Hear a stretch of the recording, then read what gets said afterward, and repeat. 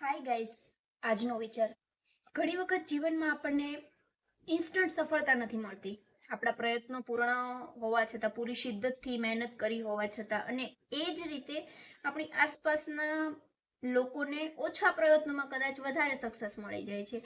અને એ વખતે આપણે નાસીપાસ થઈએ છીએ. ઈશ્વર કે અલ્ટિમેટ પાવર કે જે ભગવાન, જે કહીને તમે માનો છો, એને કોસવા માંડીએ છીએ. આપણા નસીબની રેખા, ભાગ્ય કુંડળી વગેરેને બ્લેમ કરવાનું શરૂ કરી દઈએ છીએ.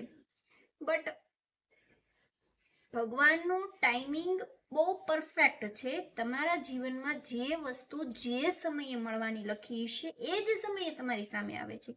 કદાચ તમારી આસપાસના લોકોને અત્યારે કોઈ સુખ મળી ગયું છે, તો એ સુખ એને ભોગવવાનો સમય ત્યારે સ્ટાર્ટ થઈ ગયો છે, તો એને મળી ગયું છે. તમને થોડી ખબર છે કે આગળ એને ક્યાં સુધી આ સુખનો સામનો કરવાનો છે. ક્યારેક એનું આયુષ્ય ટૂંકું હશે, ક્યારેક એ સુખનું આયુષ્ય ટૂંકું હશે, ક્યારેક એના જીવનમાં આગળ મુશ્કેલી આવવાની હશે, અને તમારે ખુશી લાંબી ભોગવવાની કદાચ હશે. એટલે તમારી જીવનમાં એ ખુશી અમુક સમય પછી, લાંબા સમય પછી આવશે. તો આપણે ભગવાનને બ્લેમ કરવાની કે નસીબને બ્લેમ કરવાની જરૂરિયાત નથી રહેતી. આપણે આપણા કર્મો ઉપર વિશ્વાસ રાખવાની, ઈશ્વરની ટાઈમિંગ ઉપર વિશ્વાસ રાખવાની જરૂર છે.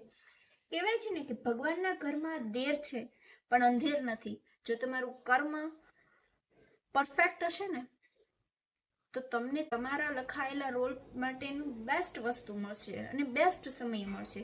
કદાચ આજે એ વસ્તુ કે મારી ઈચ્છા શક્તિ કે મને સફળતા મને મળી ગઈ હોત, તો હું એને એટલું ચેરિશ ના કરી શકત, એનું એટલું મૂલ્ય ન સમજત. જે મને કદાચ આજથી હજી 2-5 વર્ષ મહેનત કર્યા પછી જે મને મળશે, ત્યારે હું એનું જેટલું મૂલ્ય સમજીશ, એ મૂલ્ય ન સમજ અને એ અવમૂલ્યન થઈ જાત મારાથી.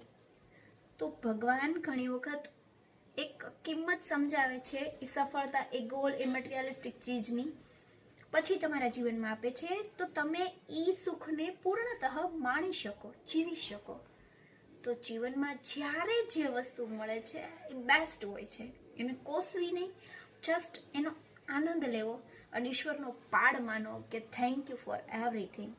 I hope you like this type of communication, and if yes, then like, share and subscribe. Bye bye.